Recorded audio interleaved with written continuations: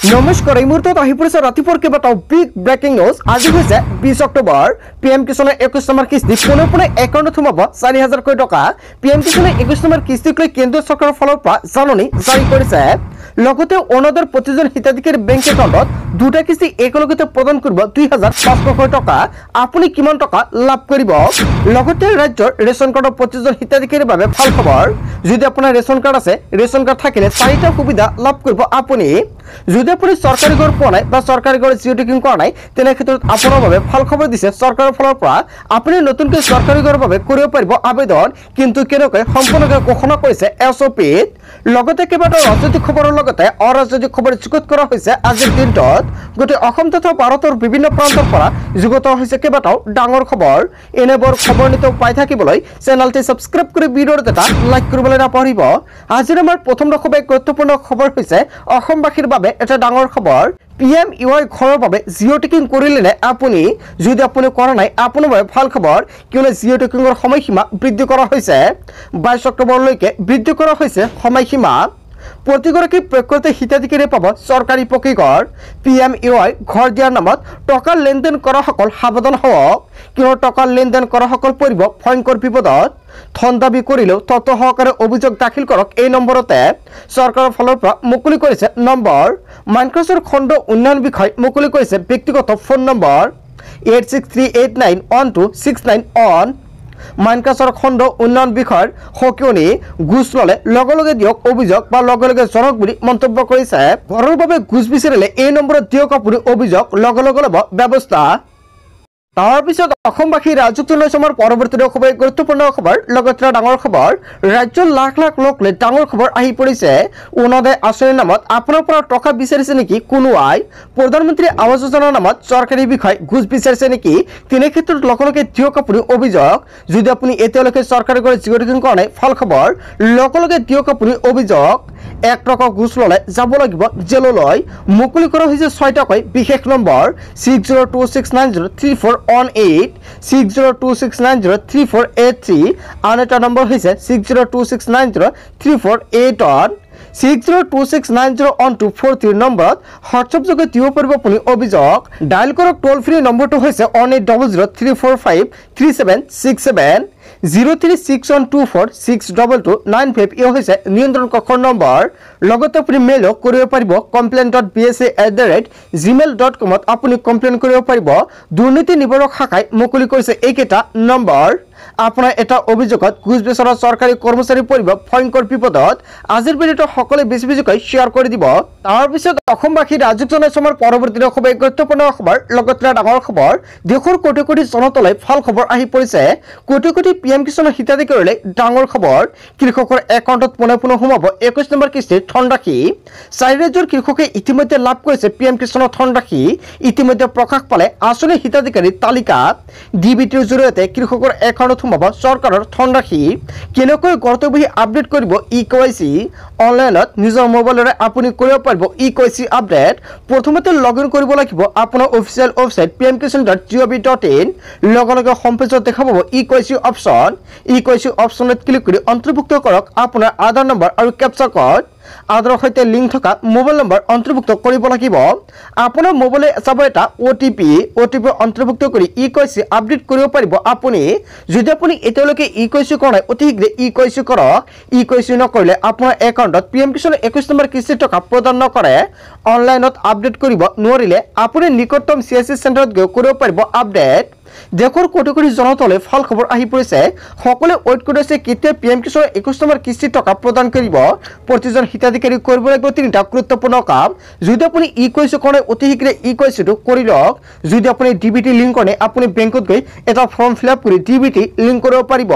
বহুতে KYCৰ ফৰ্ম জমা নিদিয়াৰ বাবে বেংকত টকা নাযায়, সেয়েহে অতি শীঘ্ৰে বেংকত গৈ আপুনি KYCটো আপডেট কৰি লৈ লওক। কেৱল ইয়াৰ নহয়, যদি আপোনাৰ মাটিৰ নথি পত্ৰৰ কিবা সমস্যা হৈ থাকে, আপুনি এগ্ৰিকালচাৰ অফিচত গৈ অতি শীঘ্ৰে সমাধান কৰি লৈ লওক। কিন্তু এই মাহৰ ভিতৰতে দেশৰ কোটি কৃষকৰ একাউণ্টত সোমাব পাৰে PM কিষাণৰ 21 নম্বৰ কিস্তিৰ ধনৰাশি।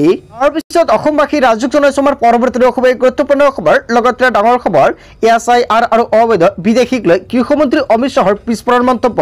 সমগ্ৰ দেশতে হ'ব লাগে SIR প্ৰক্ৰিয়াত ভোটাৰ তালিকাৰ পৰা কৰ্তন কৰিব লাগে অবৈধ অনুপ্ৰৱেশকাৰীৰ নাম। কেৱল ইয়াৰ নহয়, কেইবাটাও গুৰুত্বপূৰ্ণ সিদ্ধান্ত গ্ৰহণ কৰিব চৰকাৰে।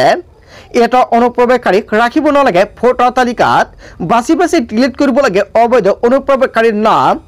অমিত শ্বাহৰ মন্তব্যত অসমৰ প্ৰশংসা হয় বন্ধুসকল। সমগ্ৰ দেশতে হ'ব SIR প্ৰক্ৰিয়া। বিজেপি চৰকাৰ থকাৰ বাবে অসমত বিদেশীৰ অনুপ্ৰৱেশ বন্ধ হৈছে।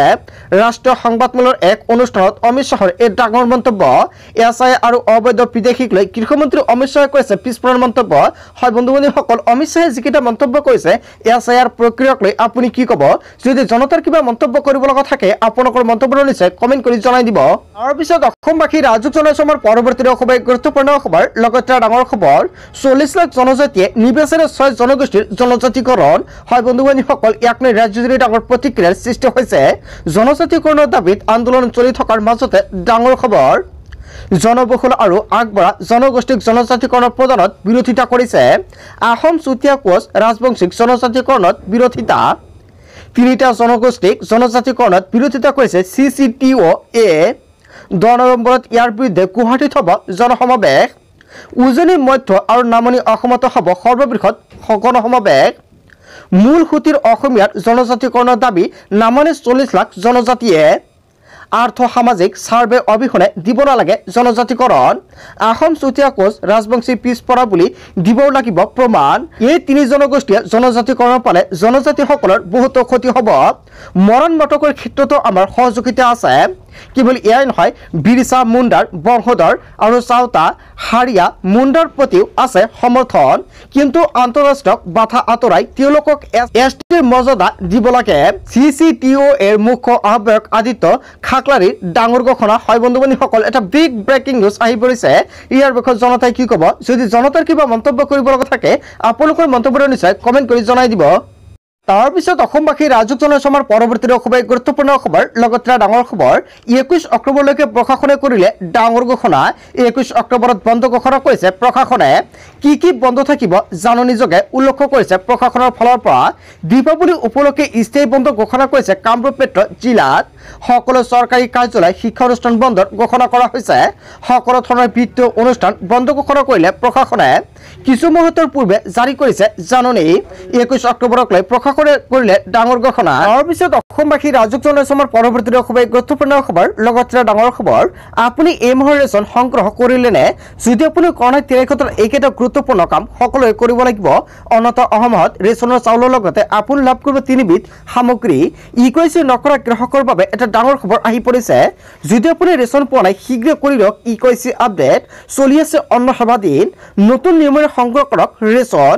ৰেচনৰ দোকানীয়ে চাউল কমকৈ দিলে অথবা দোকান বন্ধ ৰাখিলে দিয়ক আপুনি অভিযোগ। ডায়াল কৰক 180003453611 নম্বৰতে। ফোন নালাগিলে আপুনি মেছেজ কৰক এই নম্বৰটোত। হেল্পলাইন নম্বৰটো হৈছে অনলাইন 67ত কল কৰি দিব পাৰিব আপুনি অভিযোগ। নিৰ্দেশ অমান্য কৰিলে সুলভ মূল্যৰ দোকানীৰ বিপদ অনিবাৰ্য। ৰেচন সংগ্ৰহ কৰিবলৈ E-পোষ্ট মেচিনত দিব লাগিব ফিংগাৰপ্ৰিণ্ট। সজাগতাৰ বাবে ৰেচনৰ দোকানৰ সন্মুখত আনিব লাগিব ফলক। নিয়ম ভংগ কৰিলে দোকানীৰ বিৰুদ্ধে লোৱা হ'ব শাস্তিমূলক ব্যৱস্থা। তাৰপিছত অসমবাসী ৰাজুক জনাইছো আমাৰ পৰৱৰ্তী খুবেই গুৰুত্বপূৰ্ণ খবৰ। লগতে ডাঙৰ খবৰ, তন্নতন্নকৈ পৰীক্ষা কৰা হ'ব উচ্ছেদিতৰ নথি পত্ৰ। স্থায়ী বাসিন্দা নহ'লে উপযুক্ত কৰিব ইনকুৱাৰী। বাংলাদেশী প্ৰমাণিত হ'লে লগে লগে হ'ব বিতৰণ। উচ্ছেদৰ লগতে এইবাৰ আৰম্ভ হৈছে বৃহৎ তদন্ত। বিহাৰ, ধুবুৰী, বেংগলৰ পৰা অহা মানুহক লৈ সন্দেহ প্ৰকাশ কৰিছে মুখ্যমন্ত্ৰী হিমন্ত বিশ্ব শৰ্মাই। স্থায়ী বাসিন্দা নহ'লে উপযুক্ত কৰিব পাৰিব ইনকুৱাৰী আৰু উপযুক্ত সম্পূৰ্ণকৈ দায়িত্ব প্ৰদান কৰিছে। খেদ হ'ব লগে লগে। ৰাজ্যজুৰি চলিছে সৰ্ববৃহৎ উচ্ছেদ অভিযান। উচ্ছেদৰ লগে লগে আৰম্ভ হৈ গৈছে ইনকুৱাৰী। বিহাৰ, ধুবুৰী, বেংগলৰ মানুহে দখল কৰিছে উজনি বুলি মন্তব্য কৰিছে মুখ্যমন্ত্ৰী হিমন্ত বিশ্ব শৰ্মাই। স্থায়ী বাসিন্দা নহ'লে উপযুক্ত কৰিব তদন্ত আৰু আঁতৰোৱা হ'ব অসমৰ পৰা। সঁচাকৈ ক'ৰ পৰা আহিছে মানুহবোৰ? আৰম্ভ হৈ গ'ল ইনকুৱাৰী। হাতত তালিকা উলিয়াই মুখ্যমন্ত্ৰী হিমন্ত বিশ্ব শৰ্মাই ক'লে য'ৰ পৰা আহিছে সেই স্থানলৈ যাব লাগিব। অচিনাকি সন্দেহযুক্ত মানুহ দেখিলেই সজাগ হওক, মুখ্যমন্ত্ৰীয়ে ৰাইজলৈ দিলে ডাঙৰ বাৰ্তা। হাতত লিষ্ট উলিয়াই লৈ মুখ্যমন্ত্ৰী কৈ গ'ল অনুপ্ৰৱেশকাৰীৰ কথা। কাছাৰ, শ্ৰীভূমি, ধুবুৰী, বৰপেটাৰ পৰিয়ালে বাহৰ পাতিছিল উৰিয়াম ঘাটত। কেৱল এয়াই নহয়, হোজাই, নগাঁও, মৰিগাঁও, আনকি বিহাৰৰ মানুহক দখল কৰিছিল উৰিয়াম ঘাট। বিহাৰৰ মানুহখিনিক লৈ সন্দেহ প্ৰকাশ কৰিলে মুখ্যমন্ত্ৰী হিমন্ত বিশ্ব শৰ্মাই। বিহাৰ বুলি কৈ সিপাৰৰ পৰা আহিব পাৰে বা বাংলাদেশৰ পৰাও আহিব পাৰে বুলি মন্তব্য কৰিছে মুখ্যমন্ত্ৰীগৰাকী। সকলো মানুহৰ নথিপত্ৰ পৰীক্ষা কৰাৰ নিৰ্দেশ প্ৰকাশ কৰিছে মুখ্যমন্ত্ৰীগৰাকী। জিলাই জিলাই দিয়া হৈছে উপৰোক্ত পৰ্যায়ৰ তদন্তৰ নিৰ্দেশ। বিদেশী বুলি ধৰা পৰিলে লগে লগে খেদা হ'ব অসমৰ পৰা। স্থায়ী বাসিন্দা নহ'লে উপৰোক্ত কৰিব তদন্ত। বিজেৰ পিজেৰ সত্ৰৰ মাটি দখল উচ্ছেদ পৰ্যায়ক্ৰমে হৈ থাকিব বুলি মন্তব্য কৰিছে মুখ্যমন্ত্ৰী ডক্টৰ হিমন্ত বিশ্ব শৰ্মাই। তাৰ পিছত অসমবাসী ৰাজক জনাইছে আমাৰ পৰৱৰ্তী খবৰ, গুৰুত্বপূৰ্ণ খবৰ। লগতে ডাঙৰ খবৰ, ৰাজ্যত পুনৰ হ'ব NRCৰ পুনৰীক্ষণ। NRCৰ পুনৰীক্ষণক লৈ উচ্চতম ন্যায়ালয়ৰ ডাঙৰ নিৰ্দেশনা। বৰ্তমান যিখন NRC প্ৰস্তুত হৈছে সেইখন যথেষ্ট ত্ৰুটিপূৰ্ণ। যেহেতু NRCখন এতিয়াও চূড়ান্ত হোৱা নাই, সেয়েহে যিখন NRC হ'ব সেইখন ত্ৰুটিমুক্ত হ'ব লাগিব। NRCৰ পুনৰীক্ষণৰ বাবে প্ৰাক্তন সমন্বয় হিতেশ দেৱ শৰ্মাই উচ্চতম ন্যায়ালয়ত দাখিল কৰিছিল লেখ আবেদন। পূৰ্বৰ NRCৰ পৰা 19 লাখ মানুহ বাদ পৰিছিল, কিন্তু বাদ পৰা এই 19 লাখ মানুহ কোন বুলি ডাঙৰ প্ৰশ্ন উত্থাপিত হৈছে। যেহেতু অসম এখন সীমামূৰীয়া ৰাজ্য, অসমত বহু অবৈধ অনুপ্ৰৱেশকাৰী আছে, এইখন ত্ৰুটিমুক্ত NRC হোৱাটো ৰাষ্ট্ৰীয় সুৰক্ষাৰ দিশৰ পৰা অত্যন্ত জৰুৰী। সেই কথা আজি মহামান্য উচ্চতম ন্যায়ালয়ে মানি লৈ NRCৰ পুনৰীক্ষণৰ নিৰ্দেশ দিয়ে। ৰাজ্যত পুনৰ হ'ব NRCৰ পুনৰীক্ষণ।